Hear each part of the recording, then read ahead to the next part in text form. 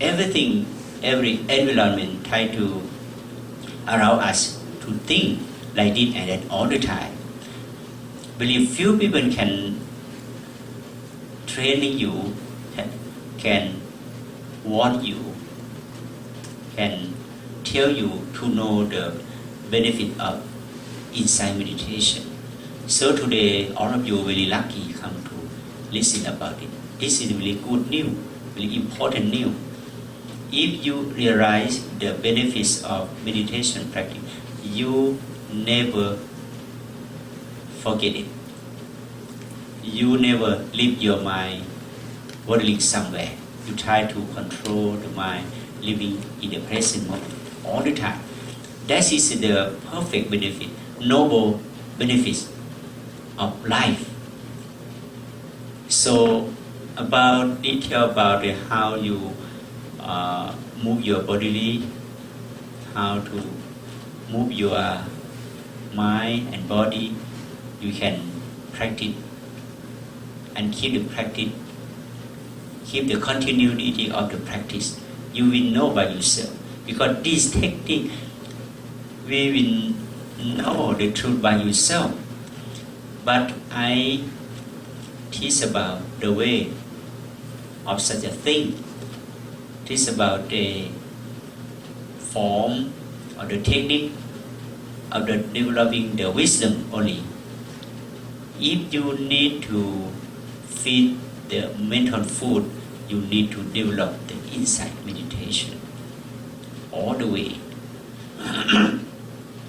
So today I think all of you can understand what I say and try to prove it.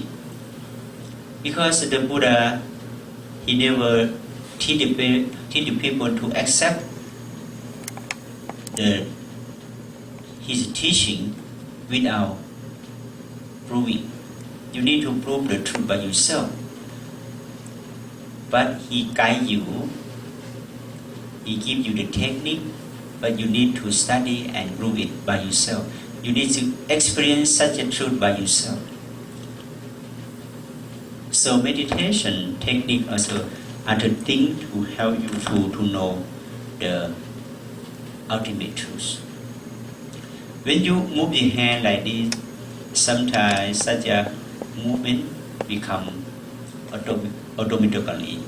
How can we adjust it? Sometimes you can move slowly, sometimes move fast. Depends on mental condition. How are you sitting? If your mental condition is not good, like drowsy had come to dominate you, or distraction come to interrupt you, or agitation or laziness come to dominate you. You try to adjust your hand movement, not make only one action. You will move fast or slow, you will observe your mental condition. What happened now? Our bodily condition. When you continue your practice like it for a long period, you feel drowsy, feel asleep, feel bored, feel uncomfortable, feel skeptical, doubt. Yeah, anyway, can happen. But you just observe it, let it go. But sometimes you cannot let it go. Such a feeling really hard to let it go. You can adjust your position, change your position from sitting to be standing and walking. For what? For around energy of mindfulness, for around the energy of self-awareness to be strong. When such a bodily mindfulness or bodily awareness becomes strong, such a thing can help you to overcome such a hindrance or obstruction. So I think the technique really wonderful technique, but one who will get successful about the technique must have proven. You need to prove it, and also have some self-confidence, have some energy, mindfulness or wisdom. That's it, the factor, to develop our mindfulness.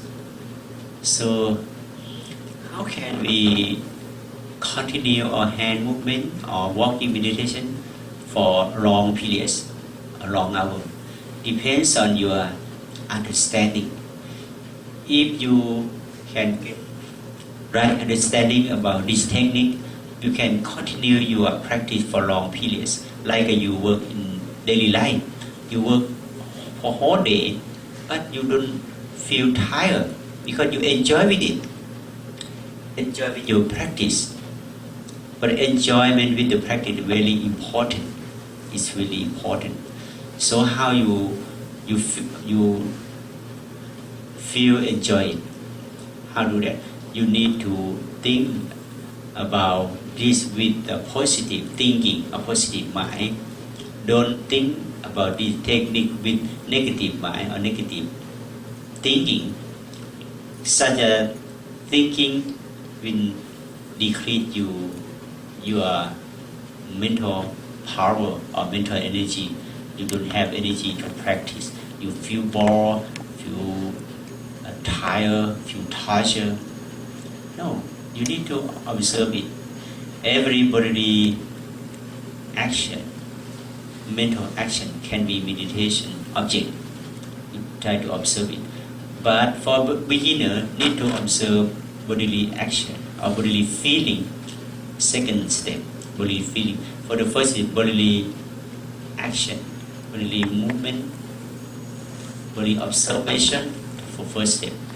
Second step, we observe bodily feeling, because bodily feeling have many at least we have three kinds of bodily feeling. That is a happy feeling, unhappy feeling, and neutral feeling or indifferent feeling. We have three kinds. Because you need to observe such a bodily feeling now. What kinds of bodily feeling you have? You feel pain, downstream, feel unhappy, observe it. When you observe with the indifferent mind, with neutral mind, or observe it with aware, full observation. Be aware of such a bodily feeling with equal mind. We call equanimity or equanimity. You observe with equanimity. That's the right way or the correct way of the practice. The third step we call mental observation. The mind also has the movement or mental movement. Sometimes when you observe this technique for long period, your experience will be developed more and more. It's easy to observe the mental movement. So for beginner, we need to develop the bodily movement and feeling movement until you become more experienced about that. After that, such a bodily observation, feeling observation can transform to be mental observation, because you get more and more subtle of observation. So this is important. Every problem, every bad condition of the mind comes from the thinking.